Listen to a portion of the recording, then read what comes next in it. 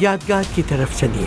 आज है रमीज साहब आपका अपने रूम में इंतजार कर रहे हैं। ओके, आसली कौन है वो? चैनल की 5th एनिवर्सरी के इवेंट के लिए आए हैं। क्या तुम मुझे सिर्फ एक फेवर दे रहे हो या तुम वाकई चाहते हो कि तुम्हारा इवेंट अच्छा रहे? मैं खुद को फेवर दे रहा हूँ कि ये वाकई अच्छा बने। जब वो सब हमें अकेला छोड़ देते हैं तो कोई मसला नहीं होता, और जैसे ही तुम्हारी फैमिली बीच में आती है मसले शुरू हो जाते हैं। मैं तुमसे वादा करती हूँ, आज के बाद हमारे बीच कोई नहीं आएगा। हेलो, अस्सलाम वालेकुम। कैसे हैं आप? अच्छा रहने की कोशिश कर रहा हूँ। ये रोहान क्या कर रहा है? दिन भर बस चंद रिपोर्ट्स देखता है और कुछ नहीं। वहाँ जाकर बात करो और नूर को उस जॉब से निकलवा दो। अंकल, उसने झूठ बोला, ये सच ये मैं नहीं जानता, मगर मेरा सर फट रहा है। वो ये बात जानती है, वो तुम्हें तकलीफ देना चाहती है, इसलिए ये सब कर रही है।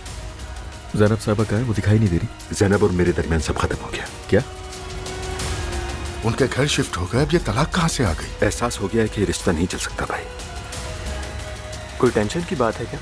मैंने और जैनब ने तलाक लेने का फैसला किया है। या अल्लाह। ज़ैनब बेटा, रोने की वजह बताओ। मैं और उमर अलग हो गए। उमर ने मुझे छोड़ दिया है। ये मत कहना कि तुम्हें किसी से मोहब्बत हो गई है। एलिफ, मैंने जो कुछ कहा है वो सच है। ये बताओ कि नाम क्या है उसका जिससे तुम्हें अचानक मोहब्बत हो गई? कैसी है, कहाँ से आई है, कौन है, कितनी लंबी है और नाम क्या है उसका?